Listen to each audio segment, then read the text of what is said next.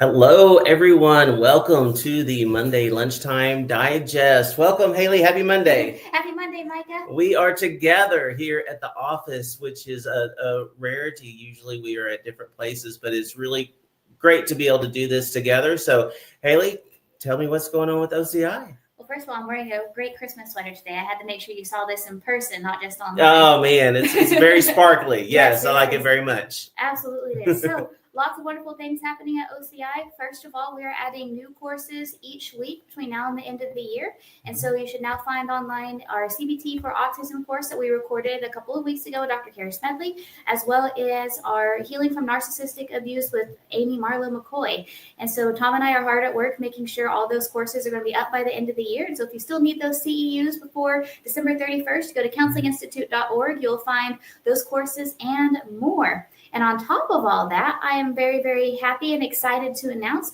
we're going to be starting a new consultation and connection group called Thrive in 2025.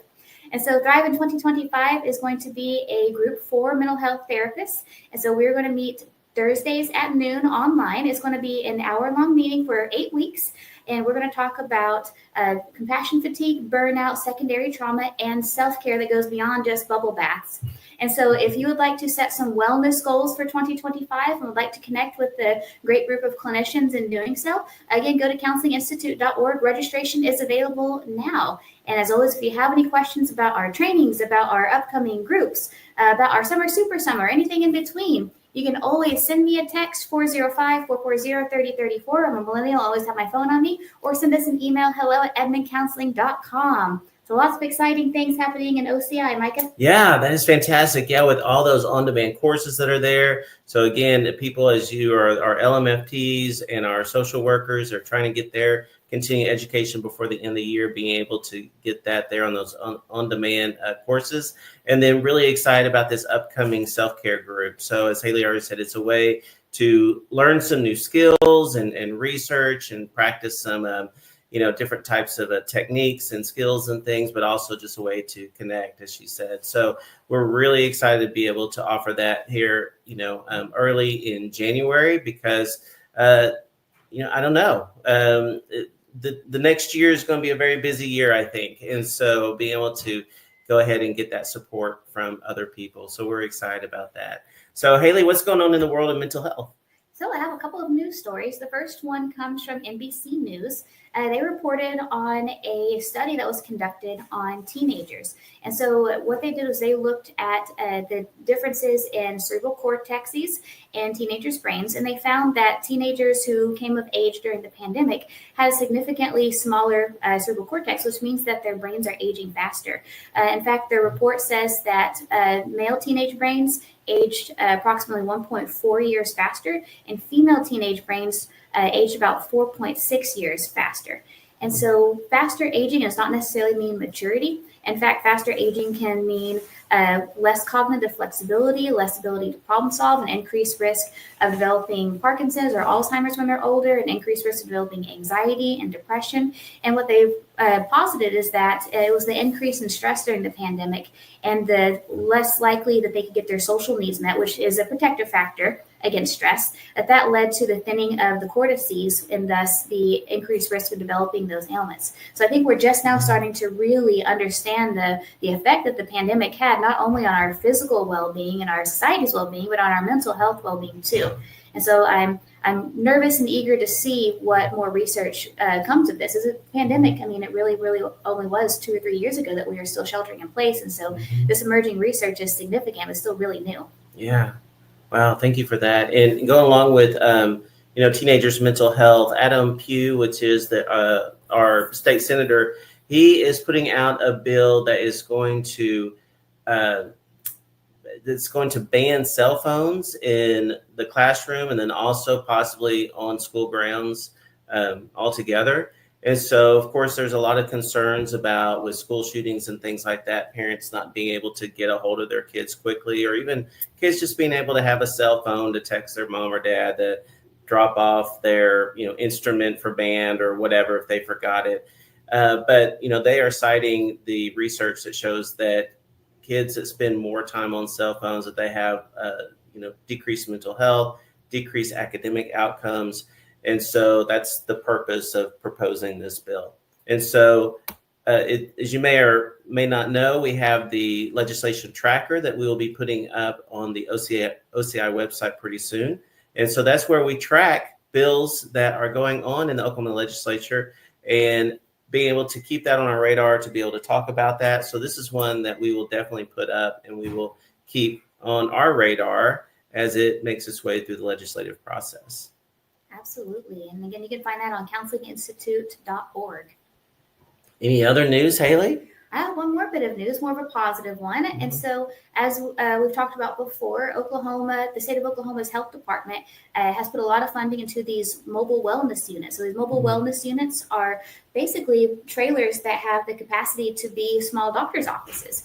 And so the mobile wellness unit is going to be traveling all over rural Oklahoma in the month of December. It's hitting up Elk City. I know it's hitting up places up by Tulsa. And so go to the Oklahoma County Health Department's website or the Oklahoma Health Department's website in general, and you can find a full calendar of where the mobile health units will be. These mobile health units, they do everything from vaccinations to STI testing to general health and wellness checkups. And a lot of these services are at no cost to the community as well. And so keep an eye out, refer your clients there. And yeah, again, that's at the Oklahoma Health Department's website. You can find the full list of stops and the full calendar of events. Wow. And then on December 18th, the Centers for Medicare and Medicaid Services announced that Oklahoma was selected as a participant along with Michigan, New York, and South Carolina for this innovation in behavioral health program that they have. And so this is where they're trying to integrate physical health with behavioral health.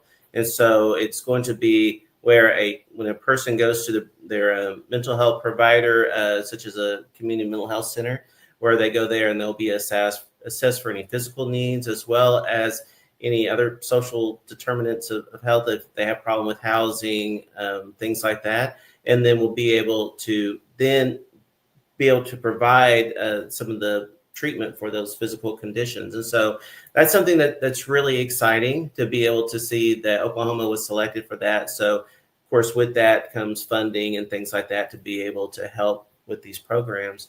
And so that is up on our Facebook feed if you'd like to learn more about that, as well as the Adam Pugh story, if you'd like to learn more about what's going on with the Oklahoma legislature. So Haley, tell us who our winner is for this week. So this week's winner is Teresa Soho Mitchell. Thank you, Teresa. Congratulations, Teresa. So Teresa has won a gift card, and she won a gift card because she shared, or commented on our posts on our Monday Lunchtime Digest for last week. So anytime that you share or you comment or that you like the Monday Lunchtime Digest, then you are entered to win. And so Teresa won a gift card. And so what is our question for this week, Haley, so people can enter in for this week? So our question for this week is, what is your favorite Christmas or favorite holiday song? So what about you, Micah? What's your favorite Christmas or holiday song? You know, I don't really care for Christmas music that much. And so when Magic 104 starts playing all the Christmas music, then that's whenever I listen to something else.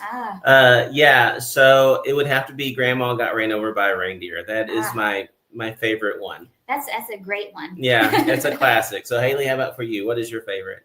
I really like Simply Having a Wonderful Christmas Time by Paul McCartney and the Beatles.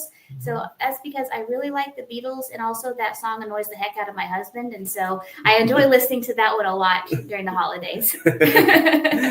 So we'd love to hear from you. What's your favorite Christmas song? So put that in the comments. And again, like and share our Monday Lunchtime Digest, and you will be entered to win each time you do any of those things. And anytime that you tell a colleague about us, or you attend one of our online trainings or in-person trainings or on-demand courses, anytime that you do that, then you're helping to promote high-quality continuing education in Oklahoma and beyond. And we thank you guys so much for doing that, for supporting us. So we hope everyone has a very Merry Christmas. And let's see, it is the 23rd, so we will be back before next year. Yes, we will. One more before the end of the year. One more before the end of the year. But everybody have a very Merry Christmas, and we will see you next Monday. Take care. All right. Bye, everyone.